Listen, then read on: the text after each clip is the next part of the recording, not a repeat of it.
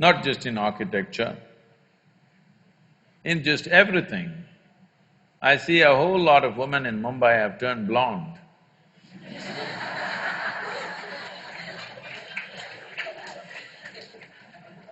I have no problem if your hair turns blue or green or purple or red, but blonde.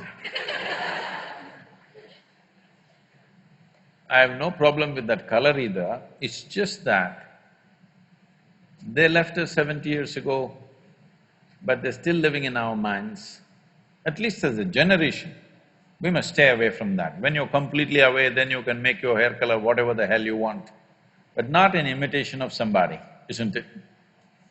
You can make it whatever color you want to paint 7 colors in your hair, please do it, I have no issue about that. But you shouldn't be doing it because some color is superior to your color. That's apartheid, isn't it? Unfortunately, when I see even in United States, a whole lot of African American people have blonde hair these days. All this fight about civil liberties, here it is in the form of hair. What you like you can do, but you are not doing what you like. There's a compulsiveness about doing certain things. So this compulsiveness has definitely come to architecture also. I'm glad to see that at least in this school, of the many universities that I've been to, this is the first one they're able to sit on the floor.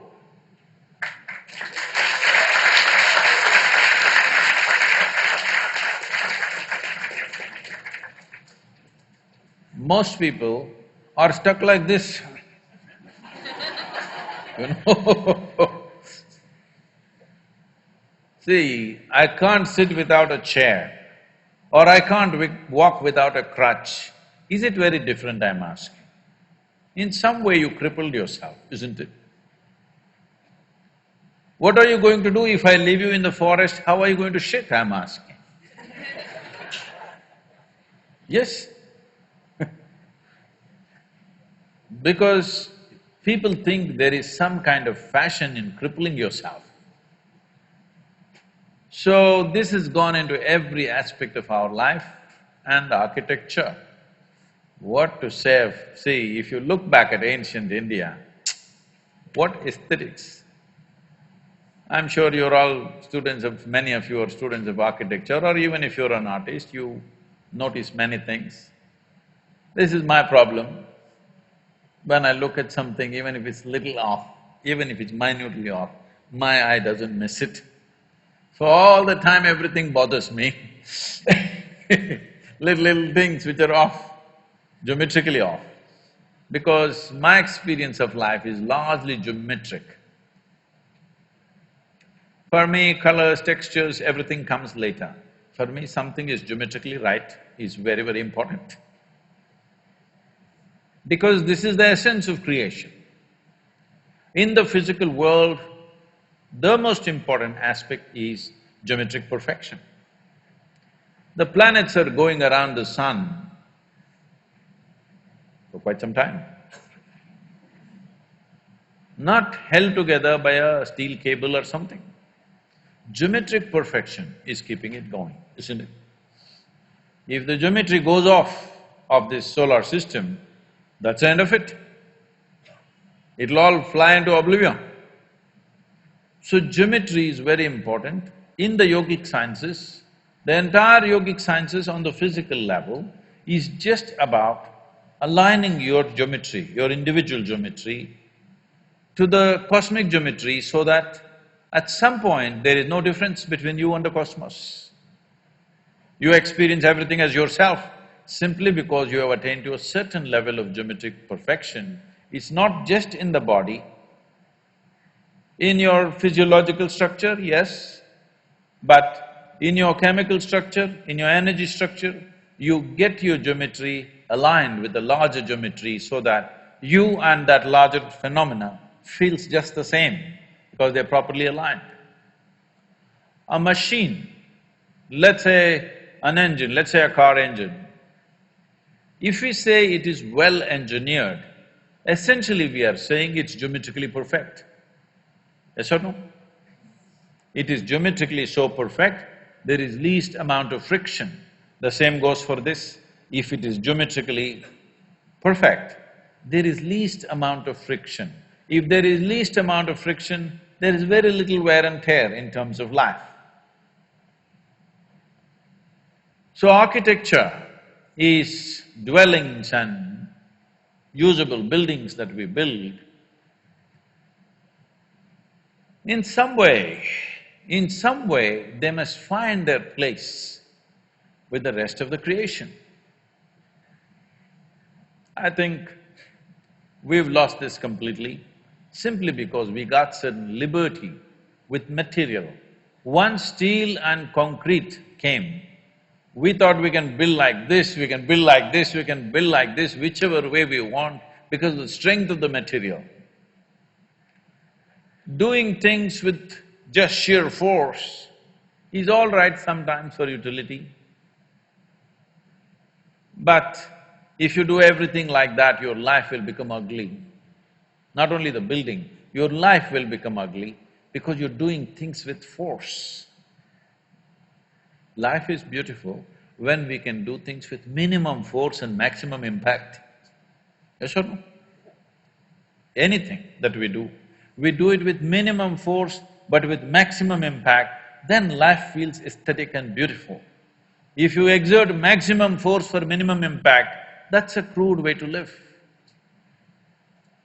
So our architecture has taken to this mode simply because we found material where the strength of the material is such, we can do absurd shapes and still make them stand.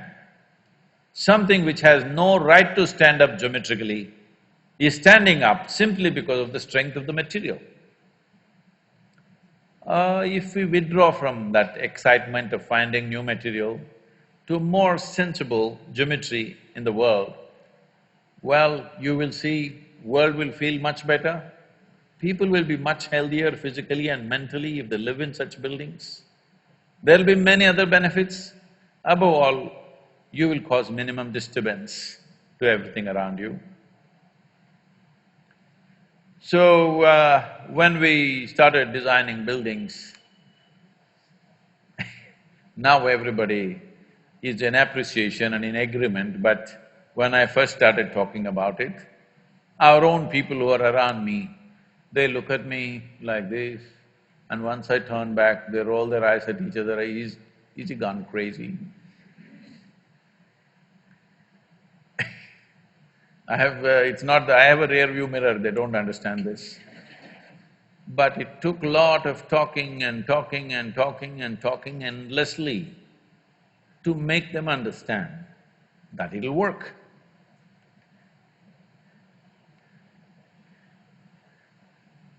Some of you said you've been there, is it so? So, today all the utility buildings, other things that are being built in many different ways. But fundamentally, anything concerned with the spiritual process in the temple that was built there, mainly they're standing because of geometric perfection, not because of the strength of the material. For example, the dome is the largest elliptical dome of its sort, 72 feet in diameter. It's not semicircular, it's elliptical like this. And there is no cement, there is no concrete, there is no steel. The simple technology is all the bricks are trying to come down at the same time, but they cannot come down. It's just like if 10 of you try to go through the door at once, you cannot go unless one person has some courtesy and they step back. It's my confidence in the bricks that they don't have courtesy, none of them will ever step back. So they stood there. The force of gravity, which is supposed to bring it down, held it up. See, right now this building, any flat roof for that matter, right now there is a fight going on between this structure and the gravity, going on. Right now going on or not? It is going on. One day somebody will win. Who do you think will win? Gravity will win, for sure. But we built buildings in such a way, because of gravity, it is staying up. It is not something, if you observe things in nature, it's all… a whole lot of things are built like this. So, we never used any steel, just brick, soil, sometimes a percentage of lime, that's about it. And the feel of these buildings is very different because there is no tension in the building, there's no stress happening all the time. So I keep joking, see, the building itself is meditating, at least you'll better learn something. The buildings are meditative because there's no stress in them. They're using the forces which are trying to pull them down as the force to stay up.